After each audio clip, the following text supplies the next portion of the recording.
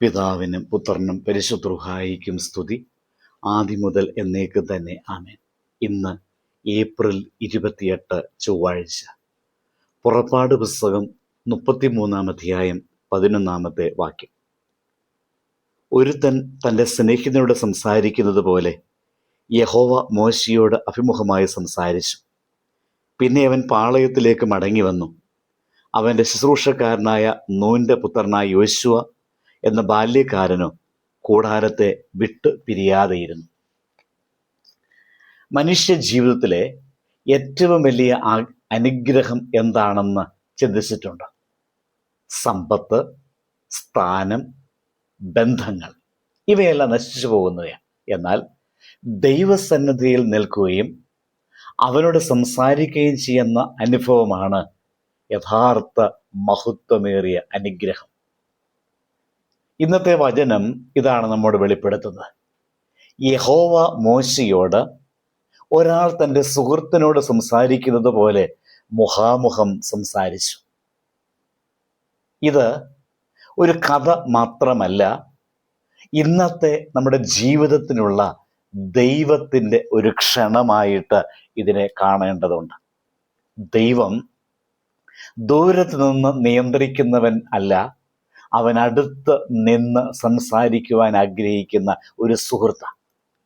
ഈ സത്യത്തെ നാം മനസ്സിലാക്കുമ്പോൾ നമ്മുടെ വിശ്വാസ ജീവിതം ദൈവത്തോടുള്ള സജീവ ബന്ധമായി മാറുകയും. മോശയെ നോക്കുക, അവനൊരു സാധാരണ മനുഷ്യനായിരുന്നു. പക്ഷെ അവൻ്റെ മഹത്വം അവൻ്റെ കഴിവുകളിലല്ല, ദൈവസന്നിധി തേടിയ ഹൃദയത്തിലാണ്. ജനങ്ങൾ പാപത്തിൽ വീണപ്പോൾ സ്വർണ്ണക്കാളെ അവരാരാധിച്ചു, അവർ ദൈവത്തിൽ നകന്നു. എന്നാൽ ആ സമയം മോശ ദൈവസന്നിധിയിലേക്ക് ഓടിപ്പോകുന്നു. മറ്റുള്ളവർ വിട്ടുപോയപ്പോൾ അവൻ ദൈവത്തോടടുക്കുകയാണ്. അതുകൊണ്ട് അവന് ദൈവത്തിൻ്റെ ശബ്ദം വ്യക്തമായി കേൾക്കാൻ സാധിച്ചു. ഇത് നമ്മെ പഠിപ്പിക്കുന്നത് വളരെ വ്യക്തമാണ്.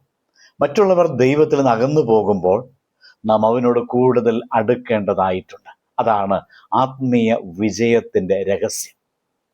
ഇതാണ് പിതാക്കന്മാർ നമ്മെ പഠിപ്പിക്കുന്നത്. പ്രാർത്ഥന ആത്മാവിൻ്റെ ശ്വാസമാണ്. ശ്വാസമില്ലാതെ ശരീരം ജീവിക്കുവാൻ കഴിയാത്തതുപോലെ പ്രാർത്ഥനയില്ലാതെ ആത്മാവിന് ജീവിക്കുവാൻ കഴിയുകയില്ല. അതുപോലെ ദൈവസന്നിധിയിൽ നിൽക്കുന്നവന് ലോകത്തിൻ്റെ ശബ്ദം മങ്ങിപ്പോകുന്നു. അതായത് ദൈവത്തോട് സംസാരിക്കുന്നത് ഒരു മതാചാരമല്ല, അത് ജീവന്റെ ബന്ധമാണ്. പ്രാർത്ഥന അത് സമയം കളയലല്ല, അത് ആത്മാവിനെ ജീവിപ്പിക്കല. ഇന്നത്തെ ലോകം നമ്മെ തിരക്കിലാക്കുന്നു. ഫോണുകൾ, ജോലി, ആശങ്കകൾ, പ്രശ്നങ്ങൾ, ഈ ശബ്ദങ്ങളുടെ എല്ലാം നടുവിൽ ദൈവത്തിൻ്റെ ശബ്ദം നിശബ്ദമായി നമ്മെ വിളിക്കുന്നു. എന്നാൽ ചോദ്യം ഇതാണ്, കേൾക്കുവാൻ സമയം നാം കണ്ടെത്തുന്നുണ്ടോ?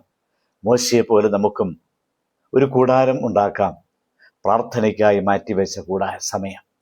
നാം അവിടെ ഹൃദയം തുറന്ന് ദൈവത്തോട് സംസാരിക്കാം. അപ്പോൾ ദൈവം നമ്മോടും സംസാരിക്കും. ഓർക്കുക, ദൈവത്തെ കാണാൻ ദൂരം വേണ്ട, ഹൃദയം തുറന്നാൽ മതി. പ്രാർത്ഥന വാക്കുകളിൽ മാത്രമല്ല, അത് ഹൃദയത്തിൻ്റെ വിളിയാണ്. ദൈവത്തോടടുത്തവൻ ഭയത്തെ മറികടക്കുന്നു. ദൈവത്തോട് മുഖാമുഖം സംസാരിക്കുന്നവർക്ക് ജീവിതത്തിൽ വ്യക്തതയുണ്ടാകും.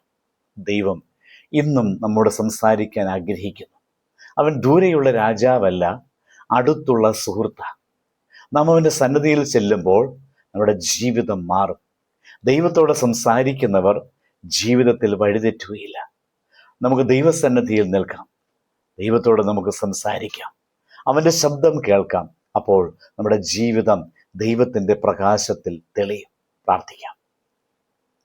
പരിശുദ്ധനായ ദൈവമേ, നിന്റെ സന്നിധിയിൽ മുഖാമുഖം സംസാരിക്കുവാൻ ഞങ്ങളെ പഠിപ്പിക്കണമേ. മോശയെ പോലെ നിന്നെ അന്വേഷിക്കുന്ന ഹൃദയം ഞങ്ങൾക്ക് തരണമേ. പ്രാർത്ഥനയുടെ ആത്മാവിൽ ഞങ്ങളെ നിറയ്ക്കണമേ. നിന്റെ ശബ്ദം കേൾപ്പാനും നിന്റെ വഴിയിൽ നടക്കുവാനും ഞങ്ങളെ ശക്തിപ്പെടുത്തണമേ. ആമേൻ.